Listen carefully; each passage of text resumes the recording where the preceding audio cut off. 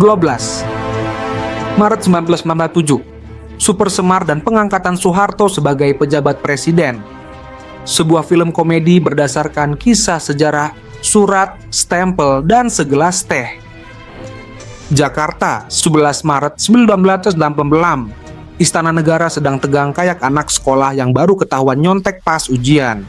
Presiden Soekarno lagi rapat serius di dalam, sementara di luar, situasi politik kayak ombak di pantai pas musim hujan, nggak karuan. Demonstrasi, aksi militer, pokoknya kayak film laga yang sutradaranya lupa matiin kamera. Di tengah kekacauan itu datanglah 3 jenderal utusan dari Soeharto, Basuki Ratmat, Muhammad Yusuf, dan Amir Mahmud. Mereka masuk istana dengan wajah penuh ekspresi serius, kayak orang yang mau nagih utang tapi masih sungkan. Soekarno yang lagi santai minum teh sambil ngobrol sama ajudannya langsung senggerak, rasa ada yang aneh. Wah, ini pasti bukan sekadar mampir ngopi, pikirnya. Begini Pak, Basuki Ratmat mulai bicara. Kami datang membawa aspirasi agar Bapak bisa mengambil langkah bijaksana demi stabilitas negara. Soekarno mengernyit. Maksudnya? Ya, ada baiknya kalau Bapak mengeluarkan semacam surat kuasa ke Pak Harto untuk memulihkan keamanan, tambah Muhammad Yusuf agak ragu-ragu. Surat kuasa? Soekarno mengaduk tehnya perlahan, menatap mereka satu persatu. Ini serius? Sangat serius Pak, Amir Mahmud ikut menimpali. Negara sedang tidak stabil dan kami pikir ini solusi terbaik. Soekarno menghela napas panjang. Kalian tahu nggak, saya ini baru aja pesan nasi goreng. Masa saya harus mikirin surat-surat lagi? Dia berusaha bercanda, tapi 3 jenderal itu tetap serius. Mereka bukan tipe orang yang bakal ketawa kalau nggak yakin situasi aman.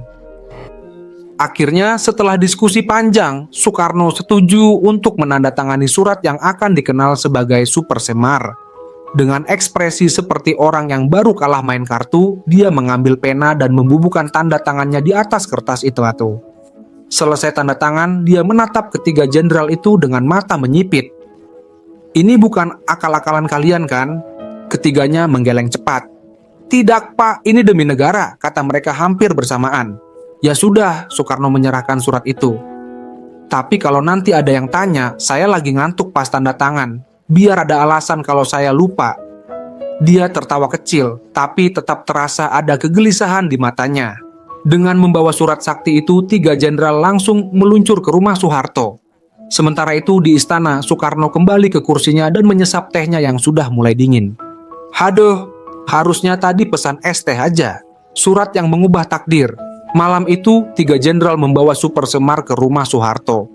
Begitu sampai, mereka langsung menyerahkan surat itu dengan ekspresi seperti anak sekolah yang baru selesai ngerjain PR paling susah. Soeharto membaca isi suratnya dengan seksama. Ekspresinya datar, tapi dalam hatinya mungkin ada suara drum roll. Setelah beberapa saat, dia mengangguk pelan. Baiklah, saya akan jalankan tugas ini dengan sebaik-baiknya. Setelah para jenderal pulang, Soeharto duduk di kursinya. Ia menatap surat itu lama. Jadi, mulai sekarang gue yang pegang kendali, pikirnya sambil tersenyum tipis. Ia merasakan beban besar di pundaknya. Atau mungkin itu hanya efek makan terlalu banyak nasi goreng tadi siang. Keesokan harinya, kabar tentang Super Semar menyebar dengan cepat. Para jenderal mulai mengambil langkah-langkah untuk mengendalikan situasi. Soekarno sendiri tampak masih bingung. Kok kayaknya ini lebih serius dari yang gua kira, gumamnya. Di sisi lain, Soeharto mulai bertindak. Ia mengeluarkan berbagai kebijakan untuk menertibkan keadaan. Orang-orang di sekitarnya mulai melihat bahwa kekuasaan di Indonesia perlahan bergeser. Dan di tengah semuanya, ada satu pertanyaan besar di benak semua orang. Apa yang sebenarnya terjadi dengan surat itu? Dari surat ke kekuasaan. Seiring berjalannya waktu, Soeharto mulai memanfaatkan mandat Super Semar dengan lebih leluasa. Ia membubarkan PKI, menangkap sejumlah pejabat penting, dan mulai merancang langkah-langkah strategis untuk mengamankan posisinya. Sementara itu, Soekarno mulai menyadari kalau surat yang ia tanda tangani mungkin lebih dari sekadar formalitas. Wah, kok jadi begini ya? Katanya sambil melihat berita di koran pagi. Di sisi lain, para jenderal yang dulu datang ke istana mulai melihat perubahan cepat dalam dinamika politik. Beberapa mendukung, beberapa mulai cemas, tapi yang jelas situasi semakin tidak bisa dikendalikan. Pada 11 Maret 1967, keputusan besar diambil. MPR resmi mengangkat Soeharto sebagai pejabat presiden. Soekarno yang dulu adalah simbol revolusi, kini harus menerima kenyataan baru. Ia hanya bisa menghela napas. Ya sudahlah, gumamnya, sebelum kembali mengaduk teh yang sudah dingin. Soeharto di sisi lain menyadari bahwa kini dia memegang kendali penuh. Ia melihat keluar jendela dan tersenyum kecil.